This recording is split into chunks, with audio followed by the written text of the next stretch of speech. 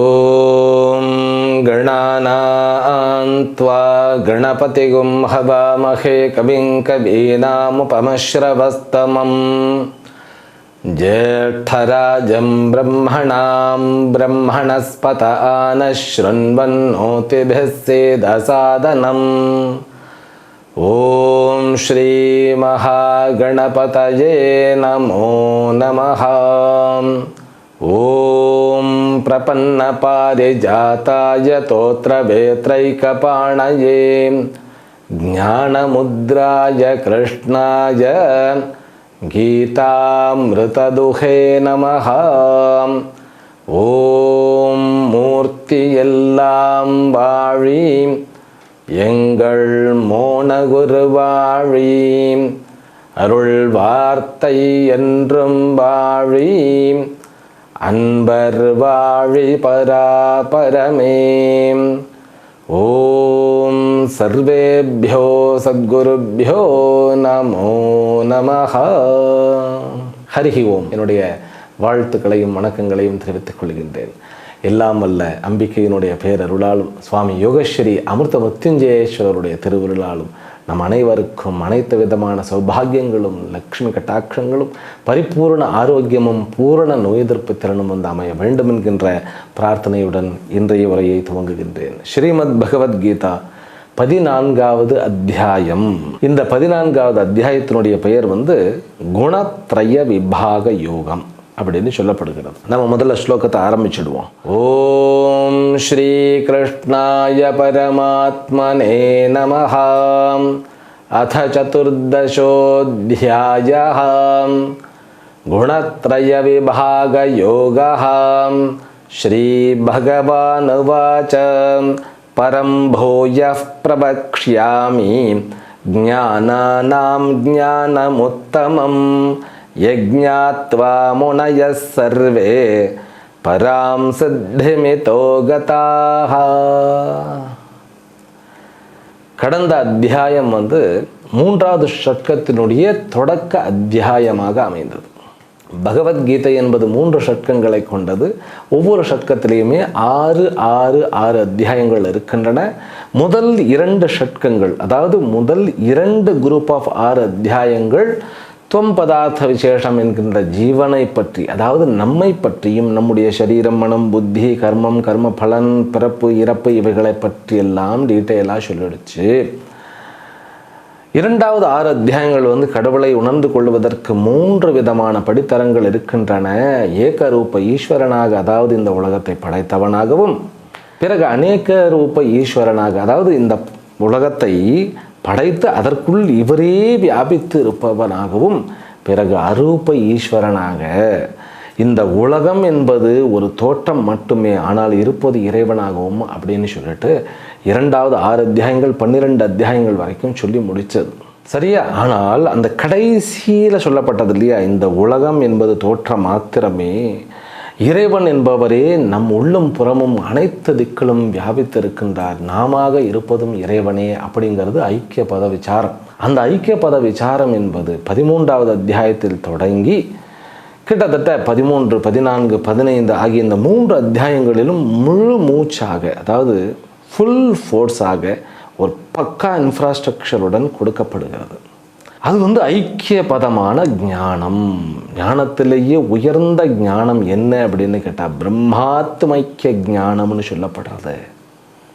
கடைக்கோடியில் இருக்கக்கூடிய ஒரு மனிதனும் சரி, உயர்ந்த இடத்தில் இருக்கக்கூடிய மனிதனும் சரி, அத்தனை பேரும் சமம்தான் அப்படின்னு சொல்லுகின்ற ஞானமே ஞானம். அதைத்தான் கடந்த அத்தியாயத்தில் ரொம்ப சிம்பிளாகவே சொல்லிட்டார். க்ஷேத்திரம் க்ஷேத்ரஜ்ஞா, 2 க்ஷேத்திரம் க்ஷேத்ரஜ்ஞா. எது க்ஷேத்திரம் எது க்ஷேத்ரஜ்ஞா அப்படிங்கிறத வந்து நம்ம முழு வீழ்ச்சியில் பார்த்தோம். காண்பவன் காணப்படு பொருள். நம்ம அனைவருள்ளும் காண்பவன் ஒருவன் இருக்கின்றார். இப்படி சொன்னோடனே அப்படியே கொஞ்சம் கண்ணு சொக்கும், அலர்ட்டாக இருங்கோ. ஏனென்றால் இந்த ஞானம் எங்கும் கிடைக்காது. சனாதன தர்மத்திலும் கூட வேதாந்தம் என்கின்ற ஒரு பகுதியில் மட்டுமே இது கிடைக்கப்பெறுகிறது. அதை படிக்கும் பொழுது தான் நமக்கு ஓஹோ, இந்த உலகத்தை கண்ணுக்கு தெரிகிறத புரிஞ்சிக்கிறது பெரிய சமாச்சாரம் இல்லை. புத்திக்கு எட்டியதை புரிந்து கொள்வதற்கு பெரிய ஒரு முயற்சியானது தேவைப்படுவதில்லை. அதற்கும் முயற்சியெல்லாம் தேவைப்படுறதுக்கு கண்ணுக்கு தெரியாமல் இருக்கக்கூடிய பாக்டீரியாஸையும் வைரஸையும் நம்ம எவ்வளோ பாடுபட்டு கண்டுபிடிக்கிறோம். இருந்தாலும் ஒன்ஸ் நம்ம கண்டுபிடிச்ச உடனே அதனுடைய இயல்புகள், செயல்கள், பரிணாமங்கள் இதெல்லாம் நமக்கு ஓரளவுக்கு புரிய ஆரம்பிக்கிறதுலே. இப்போ கொரோனா என்பது ஒரு வைரஸ் இல்லையா? இந்த கொரோனா அப்படிங்கிறதுனுடைய இயல்பு என்ன, அதனுடைய பரிணாமத்தை வச்சு நம்ம ஒரு அசஸ் பண்ணி அதனுடன் எப்படி வாழ்வது, அதை எப்படி பீட் பண்ணுறதுன்னு நம்ம கண்டுபிடிக்கிறோம். அப்போ எந்த ஒரு விஷயமும் புத்திக்கு எட்டியதாக மாற்றி அமைத்து கொள்ள முடியும். ஆனால் புத்தி சக்திக்கு அப்பாற்பட்டதும், ஆனால் புத்திக்குமே ஆதாரமாக இருப்பது இந்த ஒரு பரம்பொருள். அது என்னது? பிரம்மன் என்று சொல்லப்படுகின்ற பரம்பொருள். நம் உள்ளும் புறமும் வியாபித்து அனைத்துமாக நிற்பது அதுவே க்ஷேத்ரஜ்ஞா என்று நம்மால் உணர்ந்து படப்படுகிறது. நம்ம அப்படி தான் புரிஞ்சுக்கிறோம். பிரம்மன் என்று ஒன்று இருக்கிறது அப்படின்னா நமக்கு வேறான சமாச்சாரம் ஆகிடும். அந்த பிரம்மன் நானே, அகம் பிரம்மாஸ்மி. அதை தான் க்ஷேத்ரஜன், க்ஷேத்திரம் அப்படிங்கிற 2 வார்த்தைகளை வைத்துக்கொண்டு க்ஷேத்ரஜன் என்பவனே புருஷன், புருஷனே ஞேய வஸ்து அப்படின்னு சொல்லி அந்த 3 அடைமொழியில் கொடுக்க, க்ஷேத்திரம் என்பதே பிரகிருதி என்றும் நமக்கு விளக்கப்பட்டது. அந்த பிரகிருத்தியில் நாம் கற்றுக்கொண்டு இந்த பிரகிருத்தியோட இந்த உலகத்தோடு தானே வாழணும்.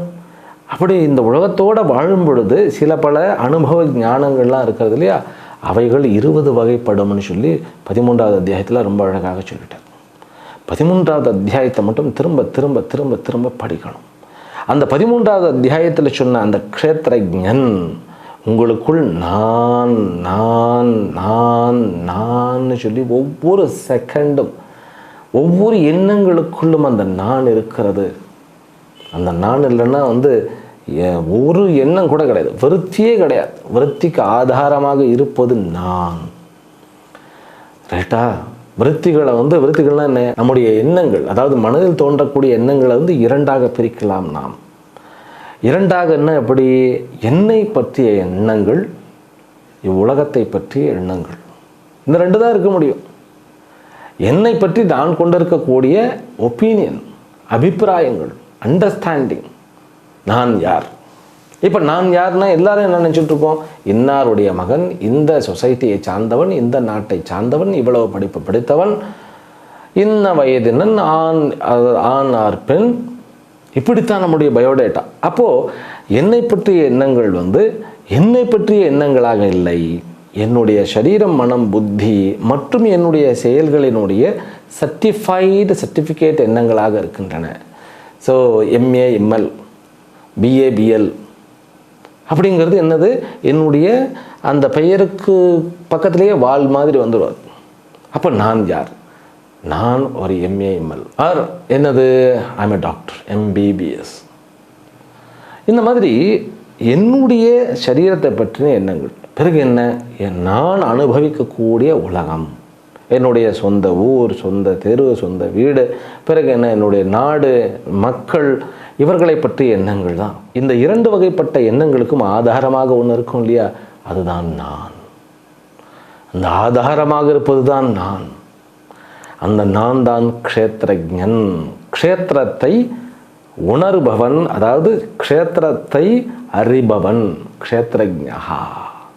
சரி, அந்த க்ஷேத்ரஜ்ஞா எங்கே இருக்கிறார் அப்படின்னா ஒவ்வொரு க்ஷேத்திரத்துக்குள்ளும் அனுபவிக்கப்படுகிறார். உங்களுடைய க்ஷேத்திரம் என்னது? உங்களுடைய சரீரம், மனம், புத்தி.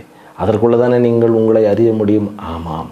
அப்போது என்னுடைய க்ஷேத்ரஜனை, அதாவது என்னுடைய காண்பவனை, நான் தமிழில் இதை காண்பவன்னு சொல்லிக்கிறேன். நல்ல வார்த்தை, காண்பவன். இந்த சரீரம் என்பது காணப்படு பொருள், இந்த உலகமும் காணப்படு பொருள். இந்த க்ஷேத்ரஜனை தவிர மீது இருப்பது அத்தனையுமே க்ஷேத்திரம்னு சொல்லி கடந்த அத்தியாயத்தில் முடிச்சுட்டார். இதைத்தான் புருஷா என்றும் அழைக்கப்படுகிறது. அந்த புருஷ தத்துவத்தை மீண்டும் 15வது அத்தியாயத்தில் ரொம்ப டீட்டெயில்டாக விளக்குவார். அப்போ க்ஷேத்திரஜனை தவிர மீறி இருப்பது அத்தனையும் என்ன? க்ஷேத்திரம், பிரகிருதி தத்துவம், அவைகள் 3 குணங்களை கொண்டவைகள். அது என்ன சார் 3 குணங்கள் அப்படின்னா? சத்துவகுணம், ரஜோகுணம், தமோகுணம். ஓ, நான் கூட குணம்னு சொன்னோன்னே வேறு என்னமோ நினச்சிவிட்டேன். அப்படின்னா என்ன? நல்ல குணம், கெட்ட குணம், கோபகுணம், பொறாமை குணம், அவைகளுக்கும் குணங்கள் அப்படின்னு தான் பெயர். உண்மையாகவே இதுதான் குணங்கள். இந்த குணங்களினுடைய பரிணாமம் தான். இப்போ ஒருத்தர் ரஜோகுணத்தோடு இருக்கிறாருனாக்கா அவருக்கு கோபம் என்கின்ற உணர்ச்சி கொந்தளிப்பதாக எப்பொழுதும் இருக்கும். அப்போ குணங்கள் அப்படின்னா என்ன? இந்த சரீரம், மனம், புத்தி அத்தனையுமே, இந்த உலகத்தில் இருக்கக்கூடிய அத்தனையுமே முக்குணமயமானவைகள். அப்போ க்ஷேத்திரம் என்பது 3 குணமானவைகள்.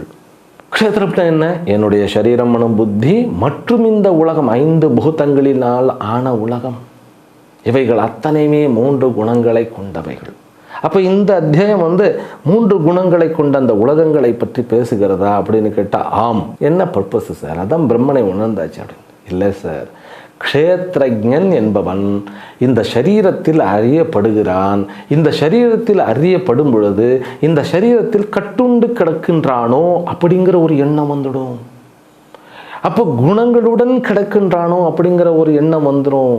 நான் கோபமாக இருக்கின்றேன், எனக்கு பயமாக இருக்கிறது, அதாவது நான் பயந்தவனாக இருக்கின்றேன், நான் பொறாமை பிடித்தவனாக இருக்கின்றேன், நான் திமிரு பிடித்தவனாக இருக்கின்றேன் அப்படின்னு அந்த நானுக்கு குணங்களை ஏற்றி ஏற்றி அத்தியாசம் பண்ணி பார்க்கிறது இல்லையா அந்த புத்தி, அதற்கு சொல்லப்படுகிறது இந்த அத்தியாயத்தினுடைய நோக்கம் க்ஷேத்ரஜன் குணாதீதன் என்று நிரூபிப்பது. க்ஷேத்ரஜன் என்றால் நம்முள்ள இருக்கக்கூடிய காண்பவன் இந்த சரீர தர்மமாகிய சத்துவ ரஜஸ் தமஸ் குணங்களில் அடைபடுவதில்லை. அவன் குணாதீதனாக குணங்களுக்கு அப்பாற்பட்டவனாக உள்ளே அமர்ந்திருக்கின்றான்.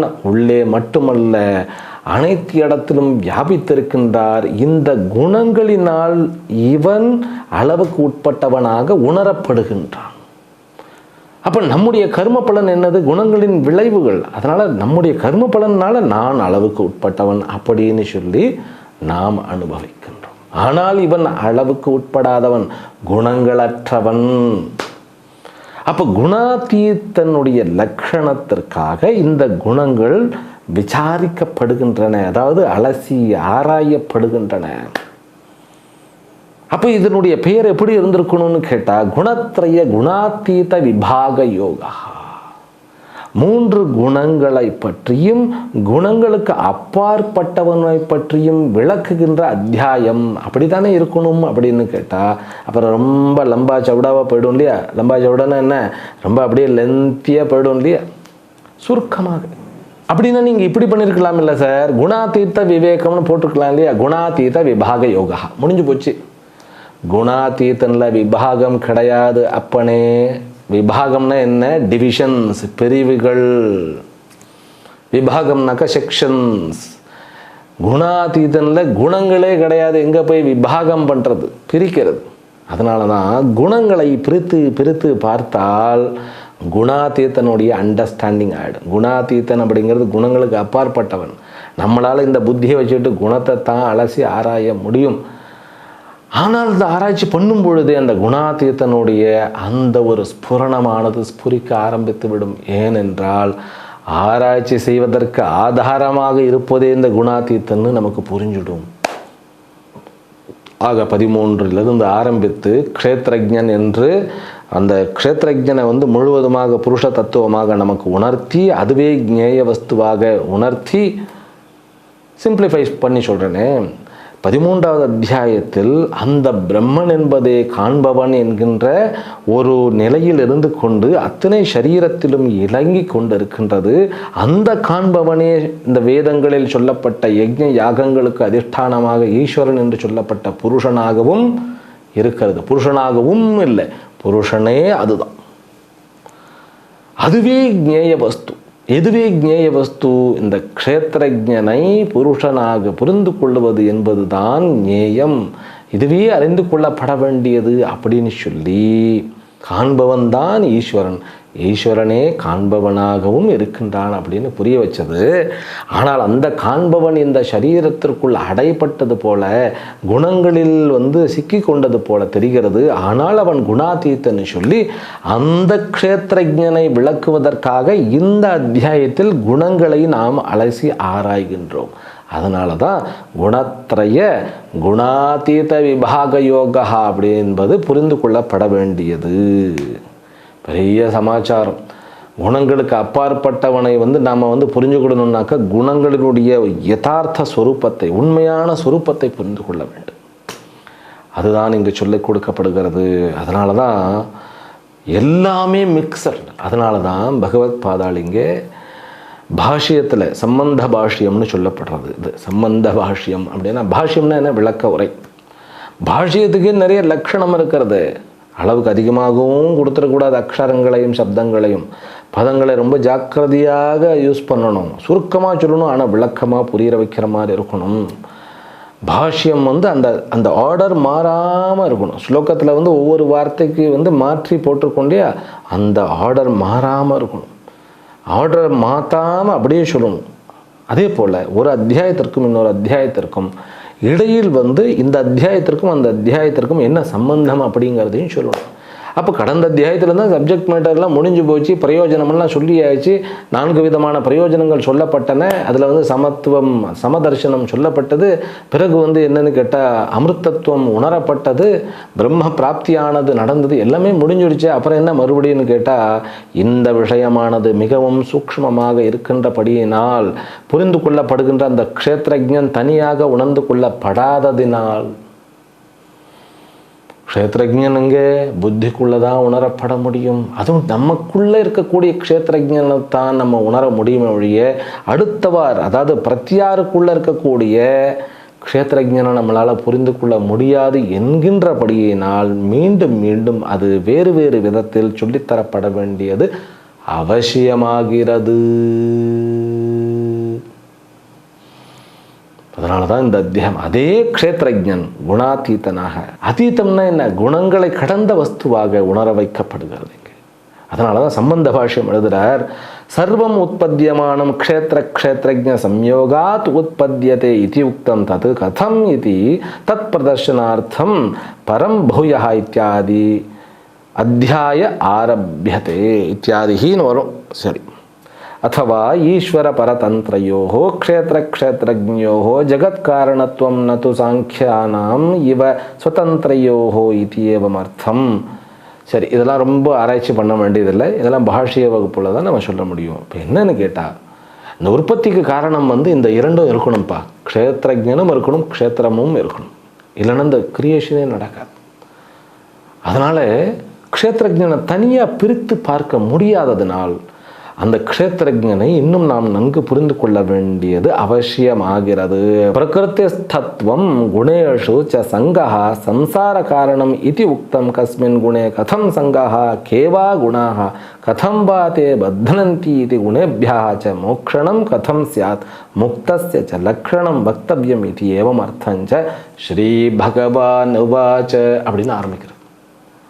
இந்த குணங்கள் எவ்வாறு நம்மை பந்திக்கின்றன, எந்தெந்த குணம் எப்படிப்பட்ட இயல்பை கொண்டிருக்கின்றது, 3 குணங்களுக்குள் என்ன சம்பந்தம், ஒரு குணத்திற்கும் இன்னொரு குணத்திற்கும் நேரடி சம்பந்தமா, மறைமுக சம்பந்தமா, இல்லை 3ம் ஒரே ஒரு இடத்தில் சம்பந்தப்படுகிறதா, தெரிந்து கொண்டால் பந்தத்தினுடைய சொரூபமானது நமக்கு புரிந்துவிடும். பகவத் பாதாள் பார்த்தீங்களா எவ்வளவு டீப். அப்படியே விளக்கணையை ஊத்திண்டு பார்க்கணும், அப்படியே கண்ணை, இல்லைன்னா மிஸ் பண்ணிடுவோம். இந்த அத்தியாயத்தை எதுக்கு சார் படிக்கணும்னாக்கா, இந்த அத்தியாயத்தில் படித்தாதான் சார் உங்களுக்கு புரியும் இந்த உலகம் எப்படிப்பட்டதுன்னு. போன அத்தியாயத்தில் என்ன சொன்னார் அப்படின்னாக்கா, க்ஷேத்ரஜன் க்ஷேத்திரம் என்கின்ற டிவிஷன்ஸ், பிரிவானது காண்பிக்கப்பட்டது. இந்த அத்தியாயத்தில் தான் க்ஷேத்திரத்தினுடைய உண்மையான இயல்புகள் உனக்கு புரிய வைக்கப்படுகின்றன. உண்மையான இயல்பு என்னன்னு கேட்டால், மரணத்தை நோக்கி உன்னை இழுப்பது, இழுத்து கொண்டே இருப்பது, ஒவ்வொரு க்ஷணமும் பிடிச்சி அப்படி இழுக்கிறது. இந்த சரீரத்துக்கு கொஞ்சம் முக்கியத்துவம் கொடுங்க, இழுத்துக்கிட்டு போயிடும். மனசுக்கு கொஞ்சம் முக்கியத்துவம் கொடுங்க, இழுத்துட்டு போயிடும். அதனால தான் உலகியல் விஷயங்களுக்கு முக்கியத்துவம் கொடுக்கக்கூடாது, நம்முடைய மனசிற்கு முக்கியத்துவம் கொடுக்கக்கூடாது, நம்முடைய இந்திரியங்களுக்கு முக்கியத்துவம் கொடுக்கக்கூடாது. அப்போ எதையுமே சாப்பிடாம கொரோனாவுக்கு வாய் கட்டின மாதிரி கட்டிகிட்டே இருக்கணும்னு சொல்கிறேன் சுவாமிகளே. அடிமை ஆயிடக்கூடாதுங்கிறது தான் இங்கே நோக்கம். உன்னை அனுபவிப்பதிலிருந்து தடுப்பதல்ல, அந்த அனுபவம் உன்னை பாடும் கிணற்றில் இறப்பில் தள்ளிவிடும். இறந்தால் பிறப்பது உறுதி. அதனால் இறக்காமல் இருக்கணுமா, ஜாக்கிரதையாக இதனுடைய இயல்பை புரிந்து கொண்டு இரு.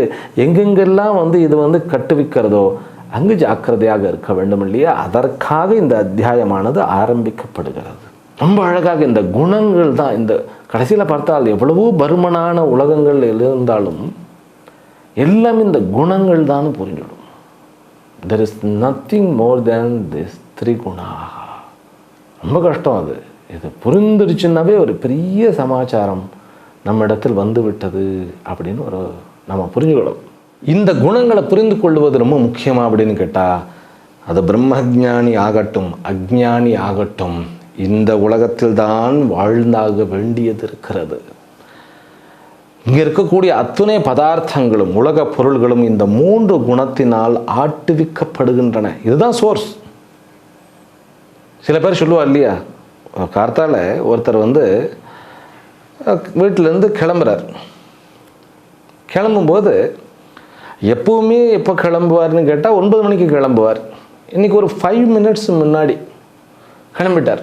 சரி கொஞ்சம் முன்னாடி போகுமான்னு கிளம்பிட்டார். கிளம்பி இறங்குறார். இறங்கி இப்படி திரும்புகிறார். ஆட்டோக்காரன் கிளாஷ் பண்ணிட்டான், பிடிச்சுட்டான் இவருடைய வண்டியில். அப்போ இவர் திங்க் பண்ணுறார், ஒரு 5 மினிட்ஸ் நான் லேட்டாக வந்திருந்தா அவன் அப்படி போயிருப்பான், நான் இப்படி போகிறேன். 5 மினிட்ஸ் இல்லை சார், 2 செகண்டு. நீங்கள் 2 செகண்டு லேட்டாக இறங்கியிருந்தேன்னாக்கா அவன் அப்படி போயிருப்பான், நீங்கள் இப்படி போயிருப்பாள், ஒன்றும் பிரச்சனையே இல்லை.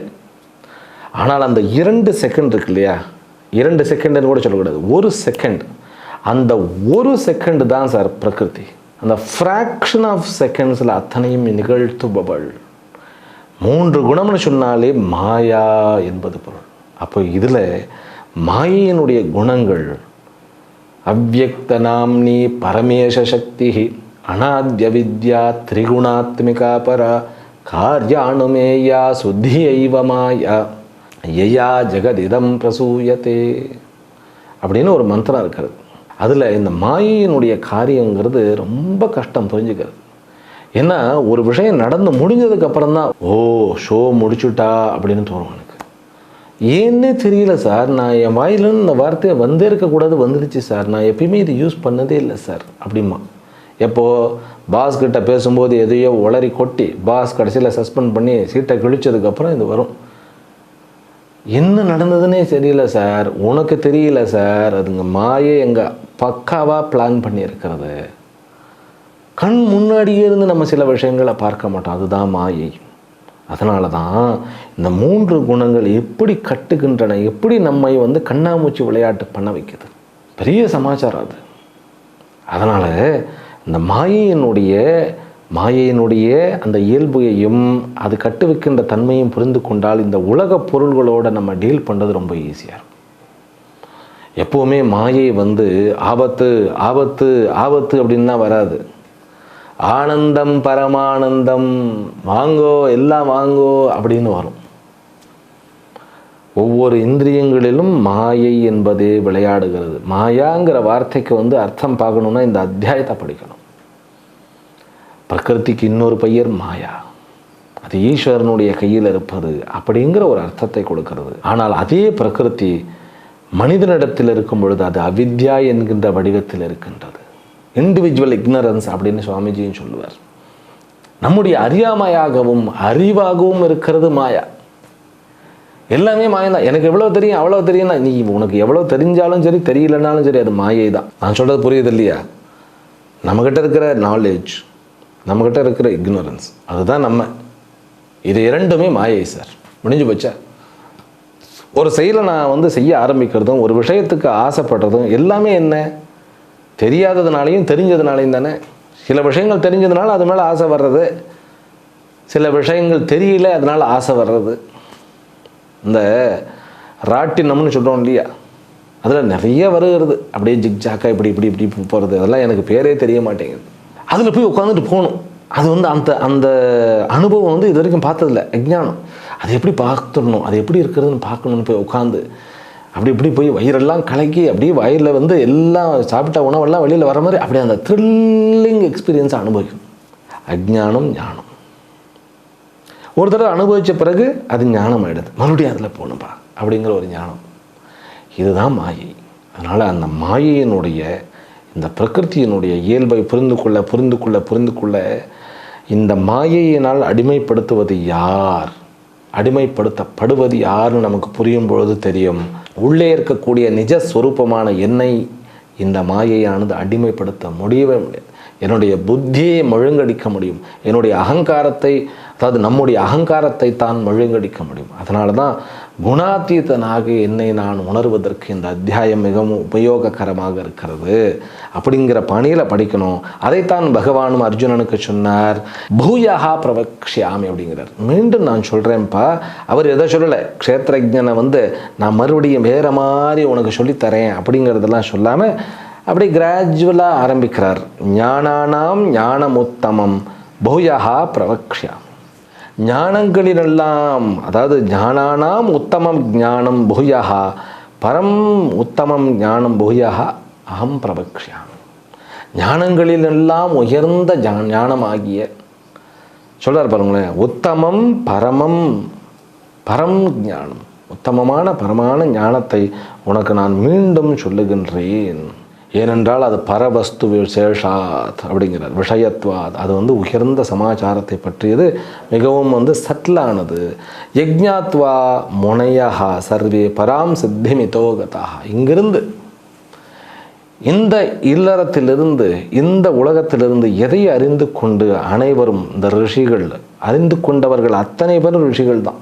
அவர் என்ன வேஷ்டியில் இருந்தாலும் சரி, ஜீன்ஸ் பேண்ட்டில் இருந்தாலும் சரி, அல்லது வந்து என்ன ரெய்மன் ஷூட்ஸ் அண்ட் பேண்ட்ஸில் இருந்தாலும் சரி, இதை முழுமையாக எவர் ஒருவர் அறிந்து கொள்கிறாரோ அவர் ரிஷி என்று அழைக்கப்படுகிறார். கச்சங்கட்டி இருந்தாலும் சரி.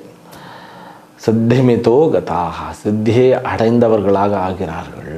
அவர்கள் சித்தியை அடைகிறார்கள். அதனால தான் வந்து பாஷ்யக்காரர் சொல்றார், யஜ்ஞாத்வா யத் ஞானம் ஞாத்வா முனையாக சந்நியாசினஹ மனனசீலாக பராம் சித்திம் மோக்ஷாக்கியம் அஸ்மாத் தேகபந்தனாத் ஊர்த்வம் பிராப்தாக அப்படிங்க. எப்போவுமே பகவத் பாதாவில் வந்து சொல்லிடுவார் சந்நியாசினஹான்றார்.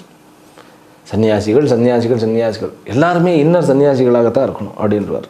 அடுத்த ஸ்லோகம், இதம் ஞானமுபாஸ்ரித்ய மம சாதர்மியமாகதாக சர்கே பினோபஜாயந்தே பிரளயேன வியதந்தி ச.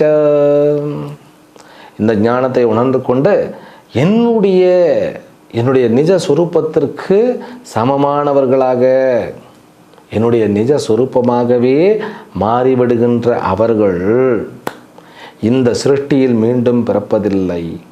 அதே போன்று பிரளயத்தில் மரணத்தில் அவர்கள் வீழ்வதில்லை அப்படின்னு சொல்லுகிறார்.